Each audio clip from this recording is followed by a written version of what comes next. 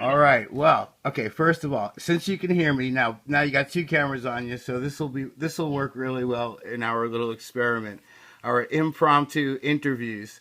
But listen, the first time I heard about you, I was talking to Paul Bielatovich after his set over at the Bethel Woods Center for the Arts, the Woodstock site, and we were talking Okay. about Simon's Baby, and that's when he was just telling me about David Pastorius. And of course, I'll get this out of the way. So anybody who knows the Pastorius name knows about your uncle.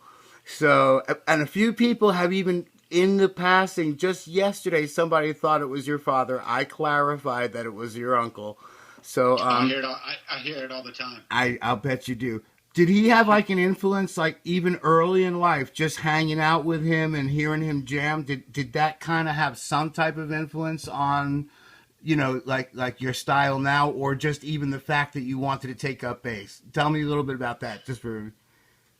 Yeah, I really I can't say that he did at first. I mean, I think I met him maybe 2 or 3 times in my whole life. Really? I knew I had an uncle that played bass, but I didn't even know what a bass looked like.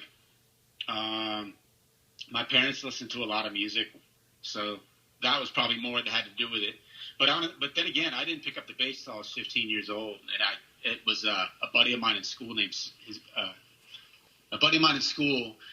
I went to his house one day, and he just pulled out this like Sears bass, first act bass, and started playing. I didn't even know he played bass. Right. And he was playing the Chili Peppers version of Higher Ground. Nice.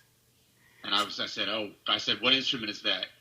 I didn't even know what instrument it was. So really, you were 15 years old when you just started like having a chance to just pick up one and just start picking out stuff on it, just jamming around. Yeah, I just saved up for a bass. I think it's like for $160, I got like a PV Fury bass. That was my first bass. Nice. Yeah. I remember them. I remember them well. All right, I'm gonna skip. Yeah. I'm gonna kind of skip forward now. How did you meet Paul? How did you hook up with Paul? That would all be because of Bruce Pilato. That would be Pat Travers' manager, who I play for. Okay. And Carl Palmer's manager. Gotcha. So I guess when the Royal Affair tour thing was going to be happening, I guess they decided early on that Simon wasn't going to be able to make it because he was having his child. Right. So from what I understand, Bruce reached out to some other people. And I guess from what he told me, he said Carl wasn't really into anybody, but he really dug my playing. So, hey, that's awesome. Which is very similar to the original story with Carl and Paul too. Which Carl kind of amazed at Paul's multifaceted. Yeah. Paul is so multifaceted. Yeah, I know that. Me and Simon are two totally different style of players, but Oh yeah. I think what I brought to is different than what he did. I mean, he's crazy with all the Chapman stick stuff and all the tapping, but I've seen you both, and I'm telling you, man, it was a show. It was a great show that cool. night. I loved it that night. I really did. How many shows did you get a chance? I never asked Simon this, but how many nights was he out for? How many weeks? What leg of the tour did you kind of have to fill in on? I played the whole tour. I think it was 28 shows. Wow. Yeah. Amazing. Yeah. All right, It was now awesome. It was fun. you're up a little north of me. You're up in the 518. You got to tell me about. Oh, wait a second. Before you tell me about five. Actually, I'm not. Okay. I'm in Florida. Oh, that's I'm right. in Florida. That's right. But you hail from the 518. No, not at all. Oh. No. I hear that all the time, though. Okay. Because the area code up there. Yeah. No, man. It was a joke. State Road 518 in Melbourne, Florida is like the street that I grew up near with my friends and stuff. So really 518 is O'Galley Boulevard. Okay. At least here in Florida, yeah. That's where local 518 comes from. That is totally my bad. No, that's funny though. I hear it all the time, so it's expected. All right, listen, I got to tell you something. We lost one camera, but that's okay because the iPhone is doing great and it's going to have a good, probably the best one of both of them. And I still have half that to edit. So, all right, here's what I was going to say. I've watched you jam around a little bit, like just at home, and also some of the clips you put out there, on Facebook. You're really socially savvy. Here's an observation I made. which is so uniquely you that it's like, I don't know if I could ever say this about anyone. Even Stanley Clarke working with Al Di Meola and Jean-Luc Ponty in like The Rites of Spring, where Stanley was doing some of his best stuff. You know what I mean? Mm-hmm. All right, listen. There's this kind of thing that you do where once you get in a groove, you're kind of, whether it's kind of funky or whether it's kind of classical, or my God, you confuse both together. I've seen you do it, classical and kind of funky. Once you get in the groove and you're laying down the bass, you come out with these leads, these melodies on top of, in other words, you're playing two parts at the same time. I rarely have ever seen anyone in my life capable of playing two parts in syncopation to itself in the same time. Is that like something that you've just been doing over the years, that you've refined down to a science or something? Because that is amazing. Do you know what I'm talking about? Am I making any sense? I mean, no, you make sense. I mean, somewhat. Like some of the stuff, I see a lot of guys that kind of do that kind of thing. Maybe it's a little bit different. You edit all this out. You edit all this up, right? Yeah, sure. Yeah, I can. Okay, cool. Yeah, no problem. I'm kind of trying to think of something to say about that. Oh, don't even worry. No, I mean that. I appreciate that. That's awesome. It's almost like you're playing two parts. It's like you still hear the groove, the bass groove that you're established, and you're capable of laying down leads on top of your own groove while you're playing. Honestly, a lot of that kind of stuff is from watching other guys that kind of do it. I mean, Stu Hamm was one of my early influences. Okay. He does some of that stuff. And there's like Victor Wooten does some of that stuff. Oh, he's in the project. So we're very happy to have him in the project too. Awesome. Yeah. Yeah. So it's probably influence from guys like that. You know what I mean? I love applying it to my own music. I love Victor Wooten. It really almost like, as an old jazz singer, he really makes the bass sing, and you do some like incredible stuff. I mean, you're like a metronome in a good way. Not. Oh, thank you. You know, it's like that's what I meant about being able to play leads, and it's really nice because I've even sat there and listened to you for a while, and without the need for drums, without the need for keyboards or anything. It's like you get into this whole thing and you like this melody emerges on top of whatever groove that you're in. I think that's probably one of the things that amazes me most about your playing, you know.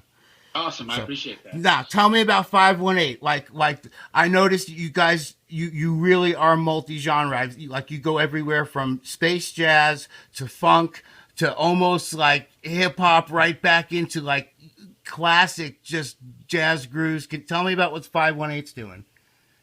Well, Local 518 is me on bass guitar. Okay. Alex Petrosky on drums and Al Brodeur on guitar. And we've been playing together for a really long time. A lot of it is just like, I write a lot of the music, but there's still like all of our influences come in, you know what I mean? To kind of make it what it is. Yeah. And yeah, I really want to start trying to book 518 this year in 2020, like throughout the States. That's what I really want to get going. You guys meld together from the few pieces I've heard, and I've really tried to, like, you know, at times, and even just kick back. Man, I was even working on some cabinets that day that you were jamming in your bedroom for like a half hour or more.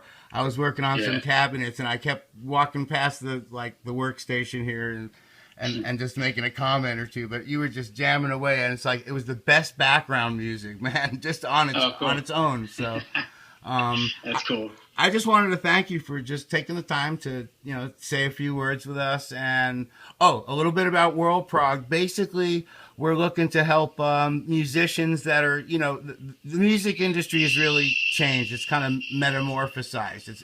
It's not the same old music industry where people were getting record contracts. You know, it's almost like you have to come up with your own multifaceted income stream to cover the music habit, if that's what, you know. And there's a lot of musicians that kind of do, and there's a lot of musicians that kind of don't have the chance. So one of the things that we're doing is help bring musicians together, you know, like fill in missing pieces for each other. That's always a great thing.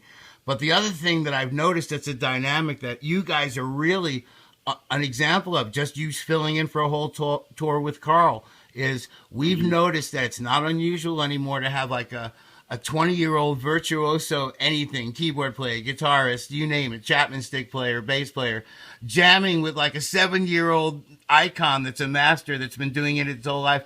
And I've witnessed this myself. It's like, it's not like prog or progressive rock or even fusion. It's like this old man's thing from the 70s. It's really healthy. I think it's like there's certain countries where it's number one. It's like Chile or Poland. Yeah. In Poland, Riverside is like God, you know. It's like, you know, it's crazy how different countries have a different idea of what's the mainstream music.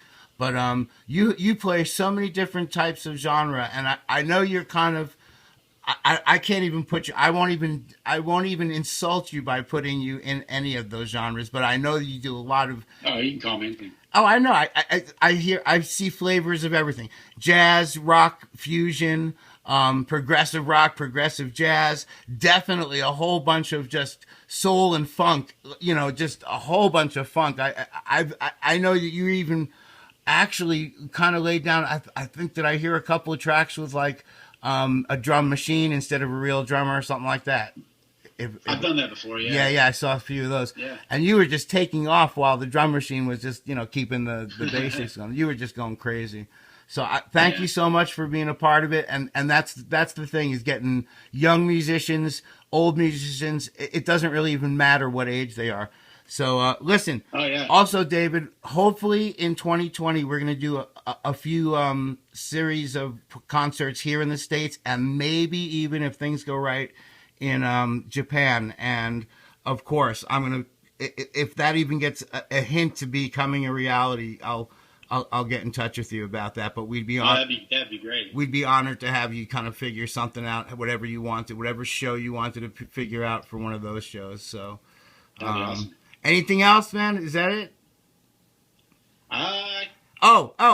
One more question. More back to the family thing. So you're married with 2 kids, right? I have 5 kids. 5 kids. I got 5 kids and a stepdaughter. Oh my Lord! Because I saw one picture of you with 2 of them, and I thought, oh, maybe that's the whole thing. All right. Have you rubbed off on all your kids? Are your kids getting the I want to play music like Daddy kind of vibe gene happening? I see some musical talent in some of them, but I mean, it's nothing I've really tried to push too far. Like, I really feel like if they really want to play, right? Then yeah, I would, like, you know, cool. Definitely be glad to, you know, show them what I can. Do they try jamming with you, like picking up an instrument and playing with you? Yeah, there's my son Alex. Actually, there's a video of it somewhere where I'm playing like he's playing like 2 strings on a ukulele. Nice. And I'm playing the bass, but it's pretty cool. But yeah, little things like that. Nice. My daughter Heidi, she plays a little bit of keyboards, and they both got ears. I can tell that. My son Nakoa, he's got a good ear. Well, see, that's what's going to happen. As you get to be an old man, they're going to be like the next jamming generation, coming up with stuff that we never even thought of. Anyway, David, man, it is really nice of you to do this for us. We'll figure out something nice, and of course, you'll have a copy of everything. We'll kind of throw it around to both of our friends, and I really enjoyed talking to you, and I enjoy staying in touch with you, man. It's been really cool. Thank you so much. Definitely, man. Thank you.